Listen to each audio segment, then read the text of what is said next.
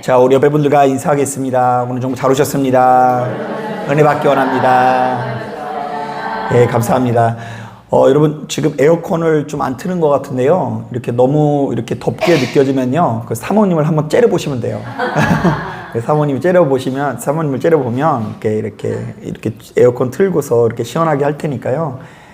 오늘 좀 덥지 않았으면 좋겠는데, 아무쪼록 오늘 이 자리에 참석한 여러분들에게 그 갑절의 은혜가 함께 하시기를 주님의 이름으로 축복합니다. 자, 오늘 우리가 읽은 이 본문에는 자라나는 씨앗에 대한 비유가 담겨져 있는데요. 자, 이 내용을 크게 두 가지로 요약해 볼 수 있을 것 같아요. 자, 먼저 첫 번째로는 농부가 씨앗을 땅에 심으면 그것이 어떻게 자라는지 잘 알 수 없는 것처럼 우리도 역시 하나님의 나라가 어떻게 자라는지를 알 수 있다 그래요, 없다 그래요? 예, 하나님의 나라가 어떻게 자라는지 우리는 알 수가 없다. 자, 이게 첫 번째 내용이고요. 두 번째로는요, 이 씨앗을 심은 농부가 바로 그 씨앗을 심어놓고 싹이 트고 열매를 맺는 과정을 그저 지켜만 보다가 추수할 때가 이르러 낫을 대는 것처럼 우리도 역시 이곳저곳에 복음의 씨앗을 뿌리지만 그것이 추수할 때가 이를 때까지는 할 수 있는 것들이 별로 많이 있다 그래요, 없다 그래요? 예, 없다는 취지의 이야기가 담겨져 있어요. 사실 여러분들은 이 말에 공감을 할지 모르겠지만 저희 가정은 이 작년쯤인가 아이들이 이 강낭콩이 자라는 과정을 이 학교에 보고서로 제출하는 숙제가 있어서 꽤 오랫동안 저희 집에서 이 강낭콩을 키우게 됐거든요. 요즘에는 학교가 되게 좋아져가지고 준비물 비용이 거의 안 들어가요. 다 학교에서 알아서 다 해줘요. 그래서 요만한 뭐 이렇게 우유곽인가? 거기에다가 이제 강낭콩을 이렇게 넣어가지고 심어왔더라고요. 아빠 이거 나 이제 키워야 돼 이래가지고 화분에 좀 분갈이를 해줘가지고 그거를 한동안 이렇게 보았는데요. 처음엔 우습게 여겼는데 좀 시간이 지나니까 이게 재밌더라고요. 왜냐면 걔네들이 원래 숙제로 지들이 키워야 되는데 이게 누가 키우게 됐어요? 네, 아무래도 이제 제가 이제 말씀 보는 그 공간이 베란다거든요. 저는 제 방이 베란다예요.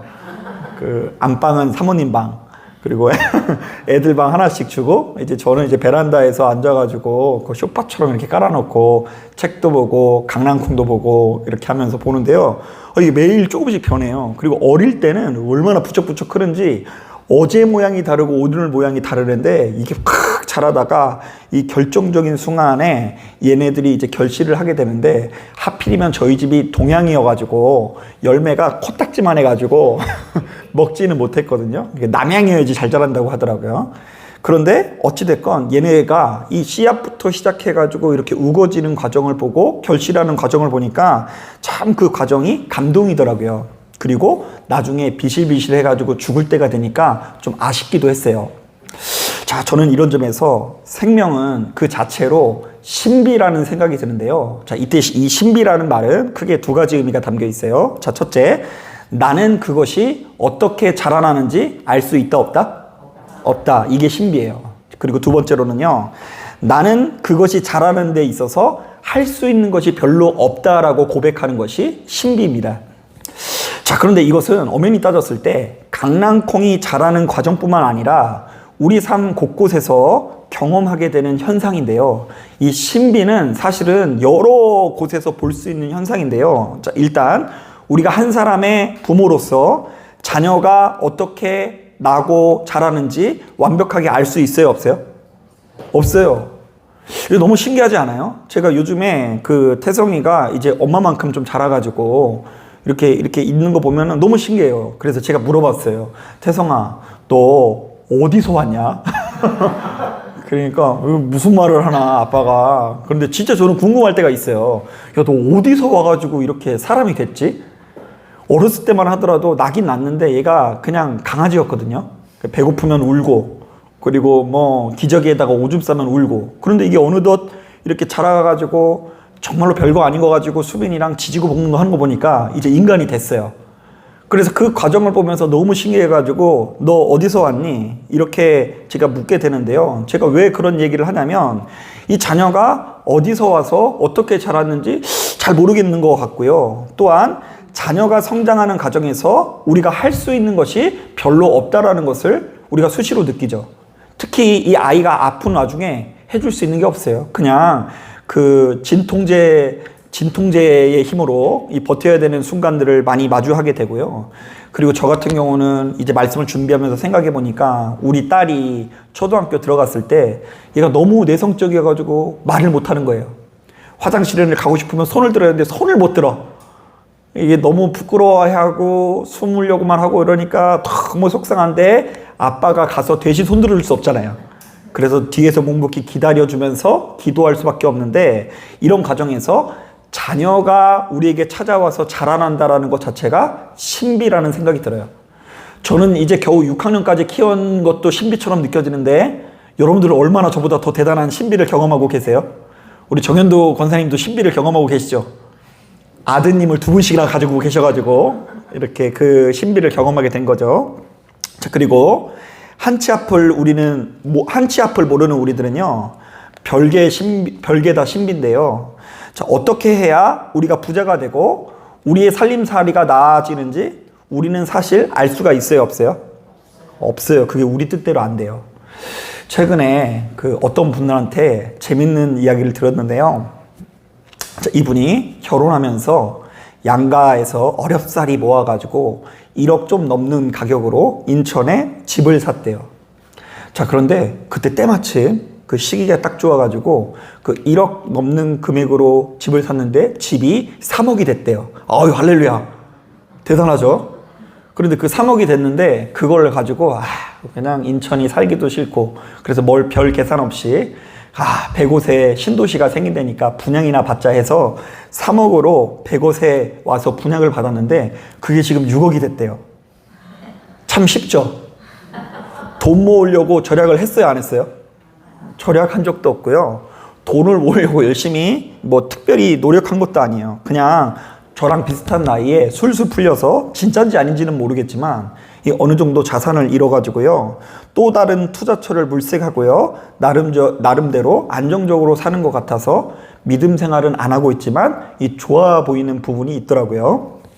자, 그런데 이에 반해서 제가 이제 어떤 것을 경험하냐면요, 어떤 분들은요 그냥 돈밖에 몰라가지고 아침부터 저녁까지 맨날 돈을 모으는 거예요.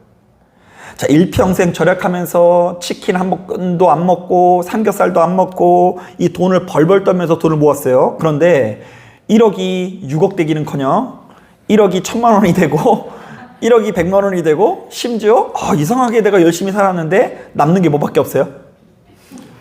말 안 하셔도 돼요. 다 알아요. 빚밖에 남지 않았을 때 우리들은 정말로 속상하게 느껴질 수 있고요. 야, 내가 어떻게 살아왔는데 이 정도밖에 결과가 안 됐을까 하면서 이 소름이 끼칠 수가 있고 절망할 수 있는데요. 저는 이것도 일종의 신비라는 생각이 듭니다. 자, 그럴 때 우리는 이런 생각이 나오죠. 하나님, 나는 나의 인생을 어떻게 경영해야 되는지 알 수 없습니다. 그리고 그때 신앙을 가진 우리들이 가장 좋아하는 말씀이 이런 말씀이에요. 사람이 마음으로 자기의 길을 계획할지라도 그의 걸음을 인도하시는 분은 누구시라고요? 하나님이시다, 여호와이시다, 뭐 그런 종류의 말씀을 되게 좋아해요.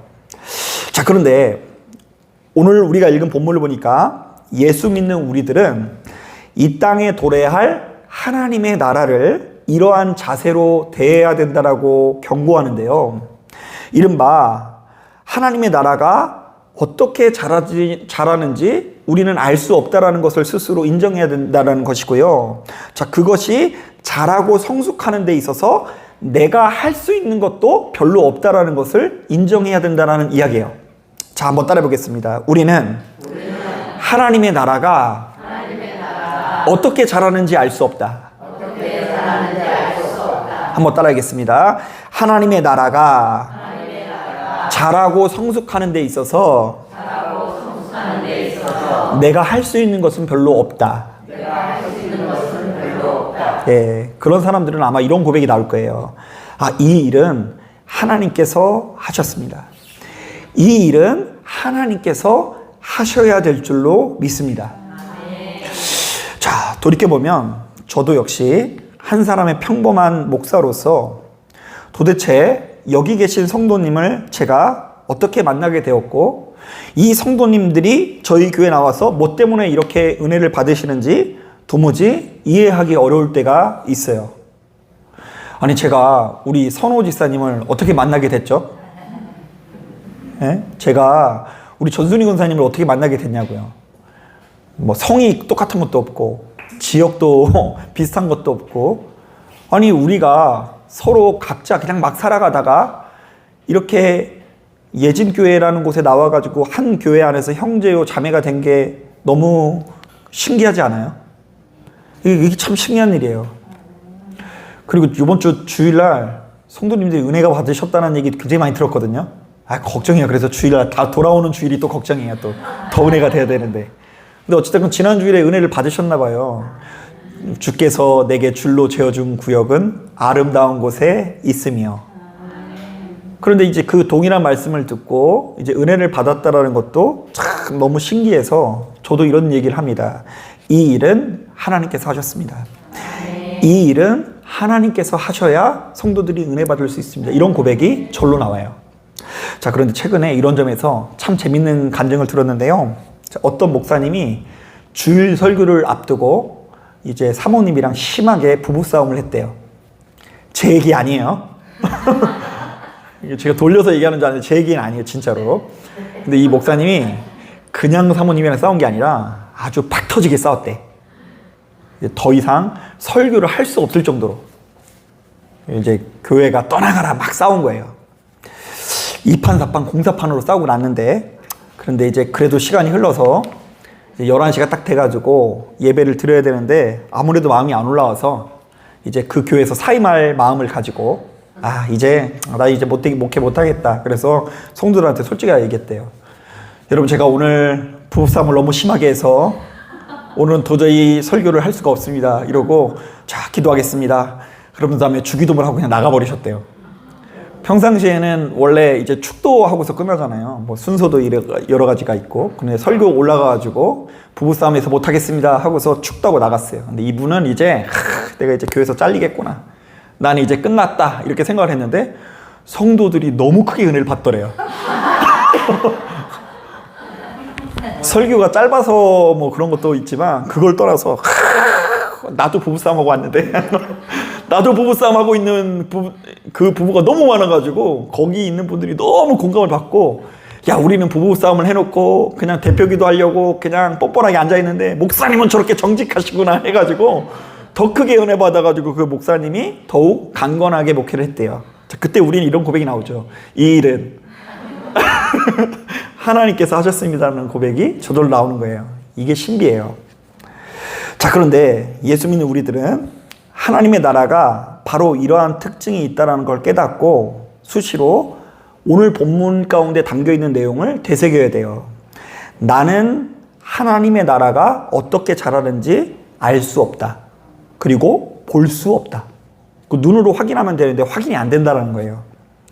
나는 그것이 자라는 데 있어서 할 수 있는 것들이 별로 없다. 이게 굉장히 중요한 전도자의 자세, 굉장히 중요한 복음을 영접한 자의 자세라는 이야기예요. 바로 이런 차원에서 예수 믿는 우리들이 항상 조심해야 되는 것이 크게 두 가지가 있는데요. 자, 먼저 첫 번째로 하나님의 나라가 자라는 것을 자꾸 무엇으로 확인하려고 하면 안 돼요? 눈으로 확인하려고 한다거나 눈으로 보려고 하면 안 되는 거예요. 여러분, 우리가 이 창세기를 묵상해 보면 항상 이렇게 반복되는 현상이 있는데요. 우리의 눈은 항상 은혜로 인도하는 것 같아요? 아니면 범죄함으로 인도하는 것 같아요? 예, 창세기 보면 유독 그래요. 유독 이 창세기에서는 사람이 하나님의 부르심을 받을 때는 귀로 들어요. 이 범죄한 인간에게 하나님께서 말씀하시고 그 말씀을 이 사람이 듣는 방식으로 하나님과 교제하더라고요. 그런데 인간은 항상 이 눈을 가만히 내버려 두지 않고 이것저것에 유혹을 받는데요. 특히 이 아담과 하와 같은 경우도 하나님께서 먹지 말라고 하는 열매를 보았더니 어떻게 보였다고 하죠? 보암직도 하고 먹음직도 하게 보였다라 그래요. 자, 그리고 이런 표현 들어보셨어요? 하나님의 아들들이 사람의 딸들의 아름다움을 보고 동침했다. 이것도 별로 좋은 표현 아니에요. 이게 구체적으로 어떤 것을 의미하는지 우리가 구체적으로 알 수 없지만 하나님의 아들들이 사람의 딸들의 외모를 보고 그들의 겉모습만을 보고 동침했는데 이것 자체가 범죄인 것처럼 기록되어 있어요. 자, 그리고요, 아브라함의 조카 롯도 하나님께서 가라고 하는 땅으로 가지 않고 어떤 땅으로 가죠? 자신의 눈에 낙원처럼 보이는 땅으로 갔는데 그 땅이 복받는 땅이 아니라 영적으로 볼 때는 어떤 땅이었어요? 예, 저주받은 땅, 멸망당할 땅이었어요. 그러니까 우리 인간은 멸망당할 땅을 보면서도 그것을 어떻게 여길 수 있죠? 축복으로, 낙원으로 여길 수 있는 감각을 지니기 때문에 사람은 이렇듯 우리의 눈에만 의지를 하면 범죄할 수밖에 없고요. 우리가 가지고 있는 믿음을 끝까지 지켜낼 수가 없는 것입니다. 그래서 여러분 조심해야 되는 게 뭐냐면요. 자꾸 이제 저도 오랫동안 그랬는데요. 자꾸 믿으면 믿을수록 눈을 감는 성도가 되어야 되는데 믿으면 믿을수록 자꾸 좋은 결과가 따라온다라는 공식을 가지고 있는 분들이 굉장히 좀 위험할 수 있어요. 아, 내가 기도했더니 부자가 됐다. 아까 말했던 제가 사람처럼 딱 집을 샀는데 1억 주고 샀는데 3억이 됐어요. 할렐루야. 그러면은 막 할렐루야가 절로 나오죠. 그런데 3억만 해도 하나님 감사합니다 이러고 있는데 갑자기 그게 6억이 됐어요. 그러면 그게 얼마나 좋아요. 그런데 그냥 하나님께 잘 되는 것만 감사하는 본성을 가지고 있는 게 아니라 우리가 분명히 뭘 했는데 1억이 5천만 원이 됐어. 그리고 그게 뭐 결국 빚밖에 안 남았어요. 그러면 별로 기도하고 싶은 마음이 사라지게 돼요. 그리고 경제적인 거는 그러려니 하는데요. 제가 목회를 한 교회에서 좀 오래 계속 해보니까요. 자꾸 어딘가 아프세요. 가만히 보면 목회가 뭐냐면 돌아가면서 아픈 성도들을 지켜보는 게 목회더라고요. 올해는 이분, 뭐 내년에는 저분, 다 돌아가면서 아파요. 그럼 저는 계속 뭐 하는 줄 아세요? 기다리는 거예요, 기다리는 거예요. 우리 김경수 권사님 머리 수술했을 때 제가 기다렸거든요. 근데 올해는 또 다른 분이 머리 수술해가지고 제가 지금 기다리고 있는데 하나님 내년에는 다른 거 아프더라도 머리는 안 아플 수 있도록 인도하여 주옵소서. 제가 진짜로 새벽에 그렇게 한번 기도했어요. 아니 이게 머리는 이게 굉장히 여러 수술 중에 굉장히 큰 수술인 것 같고 머리 다음이 허리인 것 같아요. 허리. 그래서 이제 그것을 지켜보는데 제가 봤을 때는 고난 가운데 있는 사람이 특히 육체가 아픈 와중에도 끝까지 믿음을 지킨다라는 거 그거 굉장히 어려운 것 같아요. 여러분 제가 옛날에 설교했는 거 기억하실지 모르겠는데 욥이요. 자녀가 죽을 때도 믿음을 지키잖아요. 전 재산을 날리고 자녀가 정말로 생명을 잃는 와중에도 믿음을 지키는데 자기 몸에 종기 나니까 갑자기 엄마 뱃속에서 죽었으면 좋았을 것을 내가 왜 계속 살아가지고 이렇게 내 인생이 고통스러운지 모르겠다고 하면서 사기 그릇으로 막 긁는 장면이 나와요. 그게 욥기서 3장인가 그래요. 그러니까 욥이 의인으로 산 건 2장밖에 안 되고요. 3장에 종기 나니까 바로 뒤집어져요, 얘가. 이게 인간의 본성이에요. 그래서요, 저도 어려서부터 이 공식 같은 게 있어요. 기도했으면 고침받을 줄로 믿습니다. 할 수 있거든이 무엇이냐? 믿는 자에게는 능치 못함이 없느니라. 자, 이것이 이제 하나님의 나라를 상징하는 어떤 신학적인 언어인데 그런 신학적인 언어로 생각하지 않고 그냥 문자적으로 받아들이니까 기도했을 때 안 고쳐주면 그냥 막 성이 나요. 하나님 앞에. 저 목회하다가 그래서 성질 나서 화가 난 적이 한두 번이 아니에요. 금식하고 기도해봤는데도 안 고쳐져가지고 하나님 앞에 진짜 입이 대빨 나온 적이 한두 번이 아니에요. 그래서 제가 이제 알았어요. 하나님께서 그 복 있는 사람은 악인의 꾀를 쫓지 아니하고 하나님의 말씀을 어떻게 묵상하는 자라고요? 주야로 묵상하는 자도다라는 말의 의미가 뭔지 알겠더라고요. 그러니까 왜 우리들의 신앙이 하나님의 말씀 가운데 거해야 되는지 하나님을 신뢰하는 것에 바탕을 둬야 되는지를 제가 깨닫고 좀 신앙의 방향이 바뀐 거예요. 그러니까 여러분 오해하시면 안 돼요. 저로 목사님이 왜 이렇게 믿음이 없어가지고 기도하면 다 이루어질 거라고 얘기해야지 왜 그렇게 얘기를 안 하냐 이게 아니라 그것을 넘어서 그 하나님께서 전능하신 하나님이라는 걸 못 믿는 사람이 어디 있어요? 그걸 믿으니까 우리가 여기 와서 수요일날 예배 드리는 거 아니겠어요? 자, 그런데 그런 우리들이 이 험난한 세상에서 건강하게 생활하기 위해서는 특히 인간의 감각체계, 우리가 가지고 있는 인간의 감각 체계를 뛰어넘어서 또한 우리의 눈을 뛰어넘어서 작고 우리 눈에 보이지 않는 저 영원한 세계를 바라볼 수 있어야 한다는 이야기예요. 눈에 보이지 않는 저 영원한 세상을 바라보는 신앙생활을 가져라. 하나님의 나라는 그렇게 볼 수 있게 임하는 것이 아니고 또 여기 있다고도 못하고 저기 있다고도 못하고 어디에 있다고요? 우리 안에 있다고 하잖아요.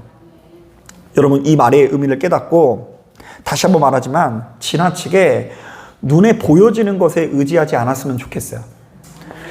실제로 여러분 성도들이 바로 여기에 너무 집중을 하다 보면 이단에 넘어가요. 그리고 실제로 이단에 가보면 그런 우리들의 그런 어떤 심리를 얼마나 강하게 이용하는 데가 많은지 몰라요. 뭐 거기 가면은 뭐 전능하신 어쩌고 저쩌고가 있어가지고 뭐 그분에게 기도받기 위해서는 뭐 무슨 뭐 이렇게 뭐 올라가듯이 막 다이아몬드 등급처럼 올라가는 것처럼 뭐 많이 내가지고 올라가고 많이 올라갈수록 예배당에서도 앞자리로 온다고 하더라고요. 이게 굉장히 안타까운 일이 아닐 수 없어요. 여러분 우리 하나님께서 참 좋으신 하나님이라는 믿음을 가지고 눈에 보여져 있는 이 고통과 괴로움을 뛰어넘는 신앙을 가질 수 있는 여러분 되길 주님의 이름으로 축복합니다. 자, 그리고 두 번째로는 하나님의 나라가 자라는 것이 나의 눈에 안 보인다고 해서 하나님께서 일하지 않는 것으로 오해해서는 안 됩니다. 자, 하나님의 나라가 자라는 것이 아까 뭐라 그랬어요? 눈에 보인다 그랬어요? 안 보인다 그랬어요? 안 보이면 초조해질 수 있어요. 하나님께서 일하신다는 걸 믿지 못하니까. 자, 그런데 눈에 보이지 않는 와중에도 하나님께서는 그럼에도 불구하고 일한다, 일하지 않으신다? 일한다. 하나님께서 우리 교회 가운데 내 성에는 안 차지만 분명히 일한다, 일하지 아니하신다? 일하신다. 우리 교회 가운데 알아들으세요. 하나님께서 우리 교회 가운데 일하시고 계시다는 걸 믿어야 돼요. 누구 눈에는 마음에 안 들지만 내 눈에는 마음에 안 들지만. 자, 고린도전서 3장을 보면 굉장히 중요한 말씀이 있는데요. 자, 거기 보면 이런 말씀이 있죠. 나는 심었고 아볼로는 물을 주었으되 오직 하나님께서 자라나게 하셨나니 그런즉 심는 이나 물 주는 이는 아무것도 아니로되 오직 자라게 하시는 이는 하나님 뿐이니라. 자, 그러니까 씨앗을 심은 사람은 바울이라는 건데 그 교회를 세운 사람은 바울이라는 의미예요. 자, 그런데 그 바울의 뒤를 이어서 그 교회를 굉장히 잘 성장시키게 하고 경고케 한 사람이 아볼로라고 하는데요. 그런데 바울이나 아볼로나 아무것도 아니다. 자, 왜냐하면 그곳에 있는 교회가 자라났거나 그곳에 있는 성도들이 성장을 한 것은 순전히 누가 하신 일이라고요? 하나님이 하신 일이래요. 여러분 이런 얘기를 제가 왜 드리냐면요. 자, 우리 수요 예배를 나왔으니까 제가 좀 더 구체적으로 말씀드리자면 자, 우리가 신앙생활 하다 보면 특히 교회 생활을 하다 보면 그야말로 인간의 5만 가지 허물들을 이 안에서 다 목격하게 됩니다. 교회에서 함께 모여서 같은 공간에서 예배를 드리고 마을 모임을 하고 밥을 먹고 그리고 여행을 가고 이런다는 게 보통 일이 아니에요. 어느 교회든 간에. 그래서 이 한 교회 안에서 6.25도 일어나고요. 그리고 휴전선도 갑자기 생겼다가 갑자기 평화통일이 됐다가 다시 한번 6.25가 일어났다가 막 세계 2차 대전이 일어났다가 아주 이 안에 세계사가 다 있어요. 이 안에 있다 보면 너무나 인간의 어리석음을 바라보게 되고요. 이기적인 면모를 바라보고요. 아무리 생각해도 이건 아닌 것 같은 사건들을 수시로 경험하게 돼요. 제가 오늘 새벽 예배를 이렇게 준비하다가 이렇게 생각나는 어떤 잊고 있었던 기억이 있었는데요. 제가 과거에 그 한 성도님이 이렇게 실수를 해서 제가 크게 시험에 든 적이 있어요. 이게 어떤 실수냐면요. 이분이 그 집에서 그 동동주를 담그셨대요. 근데 이제 동동주를 담그니까 집에서 너무 냄새가 나가지고 이분이 그것을 못 견디겠어가지고 이분이 그것을 가지고 어디로 가져왔을까요? 어떻게 하셨어요? 아니 그걸 왜 가져와 교회에? 아니 자기 집에서 냄새가 나면은 어디 치우던가 그걸로 교회에 가져온 거예요. 교회에. 그래서 제가 그거에 화가 너무 나는 거예요. 이거 공중도덕에 안 맞잖아요. 공중도덕에. 자기 집에서 싫으면 교회에서도 싫지. 그쵸? 안 그렇습니까? 그리고 더군다나 제가 약간 알코올 이런 거에 좀 민감한 반응이 있어서 냄새만 맡아도 취하는 거예요. 그래가지고 앉아가지고 참고서 기도하려고 하는데 주여 하는데도 벌써 그냥 뭐가 오고 있어요. 지금 구주님을 만나고 있어. 그래가지고 야, 이건 안 되겠다. 그래서 따끔하게 충고를 해야 되겠다. 이건 가르쳐야 되겠다. 이게 목사 일이다. 그래가지고 이런저런 걸 가지고 이렇게 가르쳤는데요. 자, 그런데 물론 이것도 필요하지만 제가 이제 가르치는 가운데 감정이 들어와가지고 이제 그분이 이렇게 실족하고 실망하게 되면서 굉장히 이제 교회에 이제 굉장히 안 좋은 이야기를 하는 그런 위치에 서게 되더라고요. 그러니까 이것도 사실은 열받는 거예요. 왜냐면 아니 교회에 동동주 냄새가 나니까 가져가라고 하는데도 막 화가 나가지고 이거는 막 이렇게 해가지고 제가 막 잘못한 것처럼 되더라고요. 그래가지고 또 어떻게 또 죄송하다 그랬죠. 또 미안하다고. 근데 어찌됐건 이렇게 됐는데 이제 지나고 나서 생각을 해보니까 이렇더라고요. 물론 우리가 정확하게 이야기해 주는 것도 좋고 가르치는 것도 좋고 우기면 강하게 맞서가지고 한 번쯤은 꺾는 것도 중요하지만 대다수의 경우에 당장에 뭐가 보이지 않고 당장에 이해가 되지 않아도 참고 기다려주는 것이 가장 좋은 방법이더라고요. 그리고 여러분 이제 아마 제가 그 동동주 냄새가 나더라도요 얘기를 안 할 거예요. 아마 제가 얘기 안 하더라도 다른 사람이 얘기를 할까요 안 할까요? 예, 그리고 본인도 코가 달렸더라고요. 얘기를 안 하더라도 이렇게 이게 순리예요. 순리. 내가 뭘 꼭 말해가지고 바뀌고 변화되고 교회가 개혁되고 사람이 성숙해지는 게 아니라 하나님께서 가만히 보면 일하시는 방법들이 다 있더라고요. 참고 인내하고 기다릴 수 있어야 돼요. 곡식이 자라는 것을 참고 인내하는 농부처럼 우리는 할 수 있는 게 뭐밖에 없다고요? 참고 인내하고 기도하는 것밖에 없는 거예요. 그래서 저도 나름대로 불같은 성격이 가지고 있음에도 불구하고 이제 수시로 계속 못 들은 척하고 있어요. 듣는 것도 못 듣는 척. 말하고 싶어도 참고. 그러다 보니까 마음에 병이 온 것 같아요. 하고 싶은 말을 안 하고 살고 그냥 들어도 못 들은 척하고 벙어리 3년 기벙어리 3년 이게 자기 막 지르고 살아야 되는데 못 지르고 사는 게 저의 십자가 같다는 생각이 듭니다.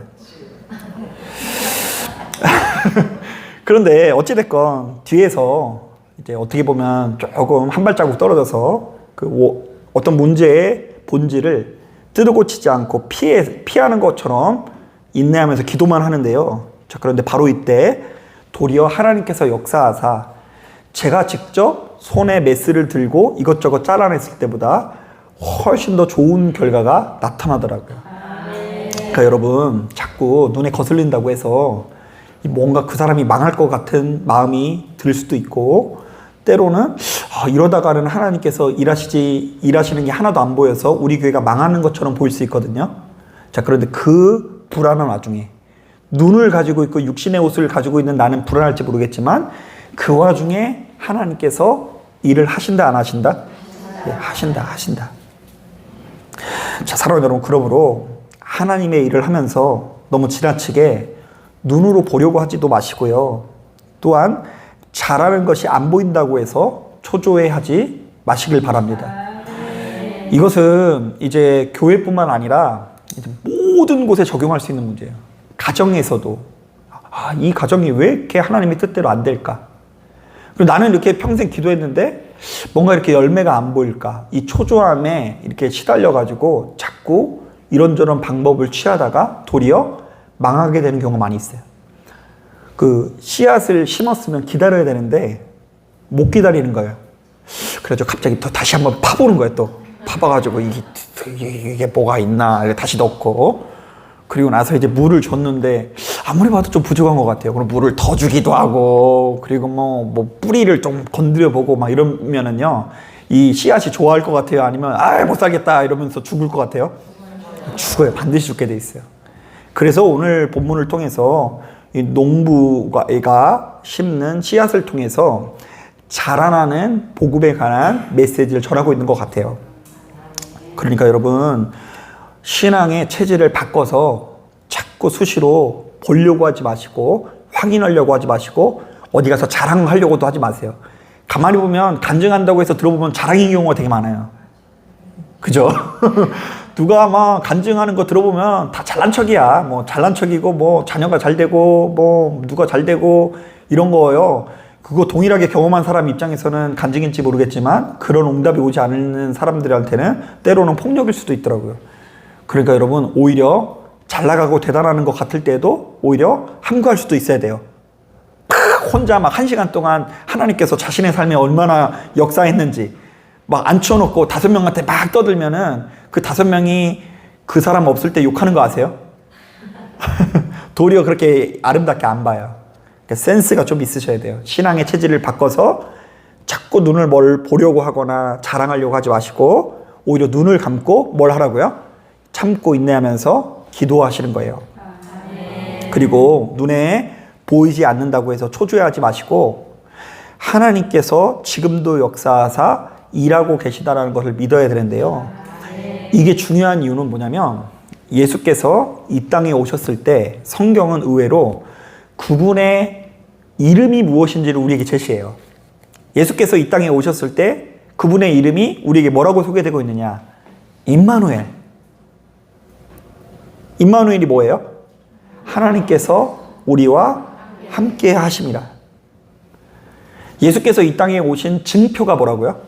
하나님께서 우리를 고아처럼 내버려 두지 아니하시고 함께 하신다. 그러니 불안해하지 말라. 그랬더니 실제로 그 메시지가요. 가난하고 못 배운 사람들은 받아들여서 복음의 역사를 누리고요. 그냥 여러 가지 그냥 눈에 보여지는 것만 바라보면서 예수님이 목수 출신이네, 갈릴리 출신이네, 막 이렇게 하면서 이것저것 따지는 사람들은, 눈으로 보려고 하는 사람들은 임마누엘의 하나님을 발견하지 못해요. 자, 사랑하는 여러분, 여러분들도 그렇기 때문에 예수께서 임마누엘 되신다라는 걸 깨닫고 눈에 보여지는 것으로 자꾸 신앙을 연결시키지 마시고 내가 어떤 상황 가운데서도 하나님께서 나와 함께 하신다는 걸 믿고 하루하루 성실하게 여러분들에게 주어져 있는 하루하루를 잘 경영해 나가실 수 있는 저와 여러분들이 되시기를 주님의 이름으로 축복합니다. 자, 기도하겠습니다.